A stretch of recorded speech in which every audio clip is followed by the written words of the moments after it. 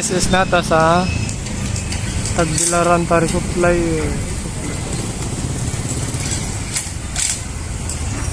Okay, mag-ilis tagligid. No, ilis na kayo.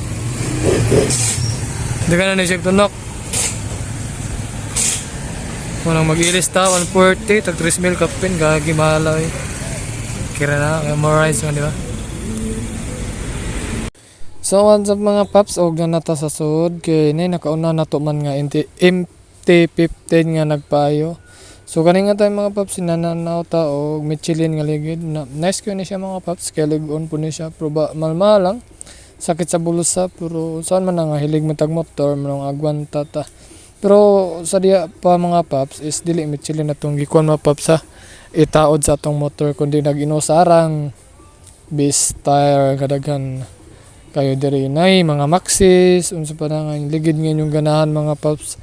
So ang akong gigamit mga paps is kaning base tire kay namgoy nag-offer na ko ani akong kabrad sa akong riders ride. So kani akong gikamos mao ni 140 ang akong itaod kay subok daw kuno nila nga base tire. So ang sukod na mga paps is 140 by 70 17. So ni mga paps kani muna akong itaod jud para subok kayo ni sa dagan og maminaw ta sa resulta ni mga paps.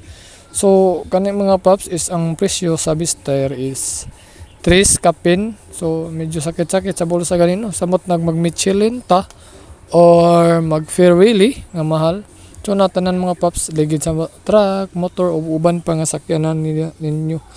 Og sa dihang ang MT-15 ni bro gisuod na kay ipaayo kay iles ang ligid og nakita na gyud ang playa ni sa wahi mga paps. Og ang una so nagasto na si bro og 10k para sa ligid, di ba? Ang sakit munang pag-ingon nga motor pa kay sakit kayo sa bulsa bitaw mga paps. Shout out nimo sir kang tagiya sa motor, shout out nimo bro, ride safe kanunay og kita-kita ra tapon sa highway pohon amping. Og kaning mga paps is ginluan higikuan og kanang murag napuklapok bitaw kay aron itaod na tong iyang ligid nga Michelin. Ang likod is 5, ang atubangan is 4,000. My goodness, impas patatas ang 10k ani. So shout out mo sir og kinsa man ka, shout out sa Taga Vista Tagbilaran Tire Supply, lig-on kay siya solid. Og salamat og like and share og comment, shout out mo mga bro. Amping Rajep kita kits sport po.